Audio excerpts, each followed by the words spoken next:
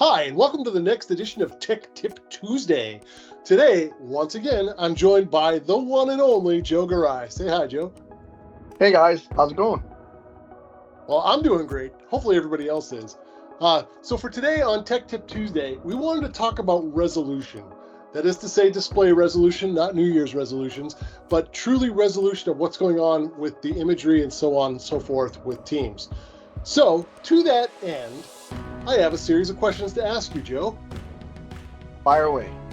All right. First big question I have for you is, what's the difference between the resolution that's on the wire versus the resolution that's actually in the room that we're seeing? So the difference between what's on the wire and what's seen in the room are two different settings.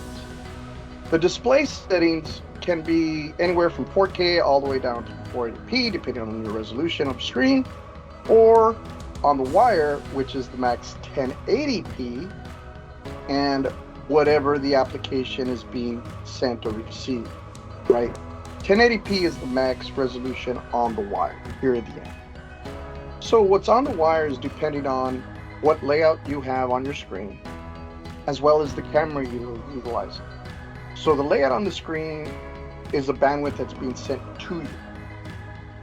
What's being sent upstream is the camera. So the camera can have either multi-stream, it could have a single stream being sent up. It depends the AI of the camera. Or it could be also controlled by the application. Right? Now, let's talk about the downstream.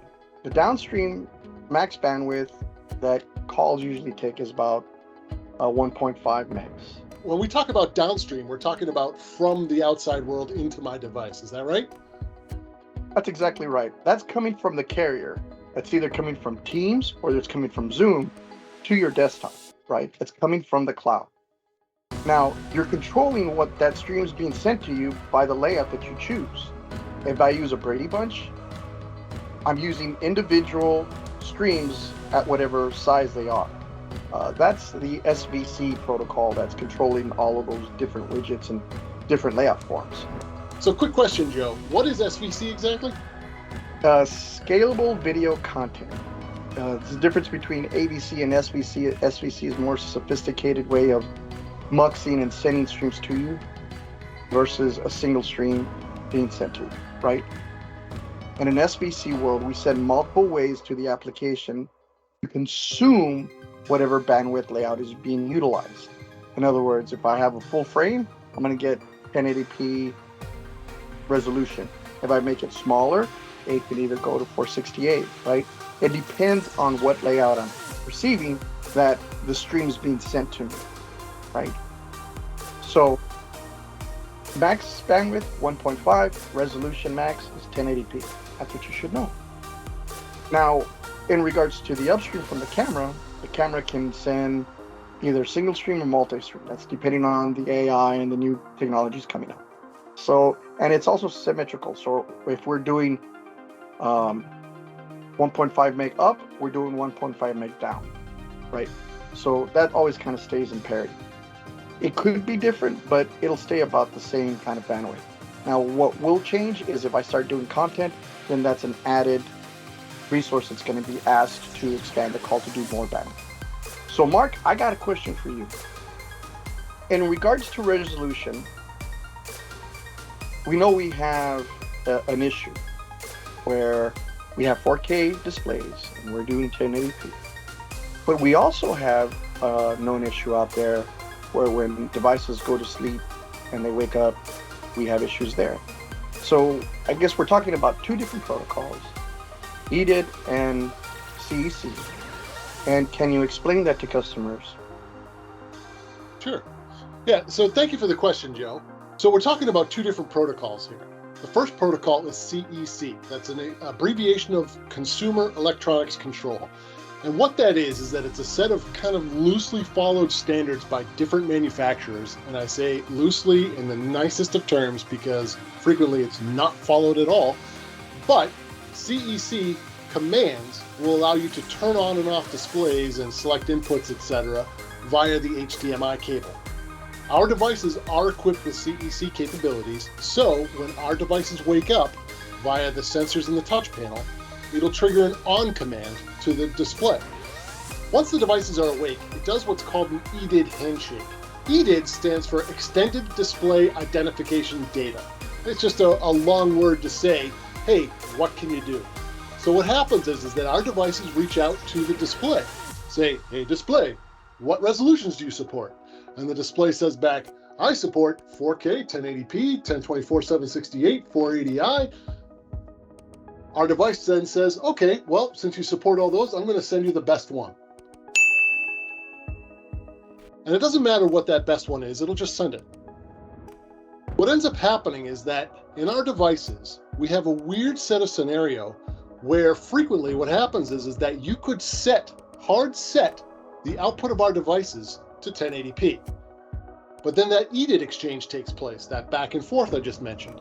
And when that takes place, what ends up happening is that the 4K display will report back, I can do 4K, and the EDID handshake then overrides your settings.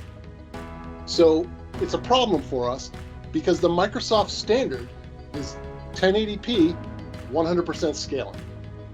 You can set the 100% scaling and that stays pretty good, and that's not a problem because that's an internal setting to the compute itself, our core or our hub or our ThinkSmart 1. But that 4K versus 1080p, that's a problem. So how do we get around this? We get around this by adding what is called an EDID emulator. And what that is that's a device that will tell it all the time when it says, hey, I'm waking up, what can you do? It'll reply with, I can do this one thing and this one thing only. They'll say, okay, well, I'll send you that. And if you take that EDID binder and set it up to 1080p, our devices will output 1080p. And that's where we want to be. Unfortunately, this does require that EDID binder to be purchased. They're usually available online for relatively short money. So follow up with that, there's a Wikipedia CEC, consumer-controlled electronics, that you want to take a look at because every manufacturer calls it different. So if you go there, you look your manufacturer, you'll see what they call it within their menu systems, and you can navigate a little bit more and understand a little bit more what the customer's talking about. All right, got a curveball for you.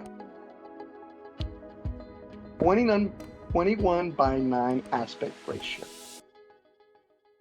Can you explain that to me? And why Sure. Microsoft uses it? Sure. So 21:9 aspect ratio is frequently called ultra wide. You may have seen this set up in a Microsoft signature room, and this is that really, really wide display at the front of the room. Typically there's only one because they're really wide and they're in relatively small spaces, so you're not going to put two side by side. But you may have also heard of this resolution as 5K. Now with our devices, you absolutely can get to a 5K output and that 21:9 aspect ratio. And with that, it requires a little special bit of software called Intel Graphics Commander, and install that on our device and you can select the 5K for your display and you're off to the races. A single HDMI cable should be able to carry it as long as you're using a more advanced HDMI cable. If you're using a 1.2 HDMI cable, it won't cut the mustard. You got to use an HDMI 2, or I think it might even be 2.2 at this point in time, in order to properly carry all that information. It's a really big bandwidth, so it does need modern cables. You can also incidentally do that across USB-C with our devices. Thank you for that answer, Mark. A lot of people out there get that 21:9 aspect ratio confused with 16:9. 16:9 is what we normally use with a 1080p configuration, your normal monitor display, right? That 21:9 aspect ratio is a relatively modern thing and can be a great way to update a tired looking room to be a new room. And frequently, from a real estate perspective, that 21:9 display in your classic bowling alley conference room might actually go on the side wall. And this will give you that more of a signature type experience, a Microsoft Teams signature type experience that will allow you to look across the room with the wide display as opposed to down the length of the bowling alley. This actually comes up with an interesting phenomenon though, and that does require potentially some interesting new camera technology. We actually have a great partner that we work with all the time that does this. Joe, do you know what that partner is? That would be Jabra. Absolutely. Do you know what the part number for that company might be? Panacast 50? Panacast 50 it is. The beautiful part about that Panacast 50 camera is that it allows you to do all sorts of AI, and it's all built into the device they actually just did what they called an UN-Webinar. This UN-Webinar went through all of the AI capabilities. I recommend anybody who has any interest in a signature type space, take a peek at that UN-Webinar and just take a look at what they're doing with their Panacast 50 camera. It's a beautiful device. In a future video, we'll be talking about smart gallery, multi-stream, in ways that the AI camera is going to be sending information out to the cloud. Now, there's multiple cameras that can do this, so we want to cover both protocols, what they do, cameras, what feature sets. So stay tuned. Excellent. Thank you, Joe. Incidentally, as of the day that we recorded this, Teams 4.18 is available. And 4.18 has this crazy new feature called Cloud IntelliFrame that allows most cameras to be able to kind of give you that multi-person kind of everybody gets their own box kind of look. So that's a really cool thing that's coming real soon, and if not already on your machines, which is great. So Joe, thank you for stopping by today. I really appreciate it. And thank you all for watching. I really appreciate you watching. In addition to all this, don't forget to like and subscribe to our YouTube channel and leave us some comments. I love the comments. They're always fun. I especially like it when people I haven't seen in years leave a comment. That's really cool. Anyway, thank you all for joining. And for now, I guess I'll see you next time. Bye.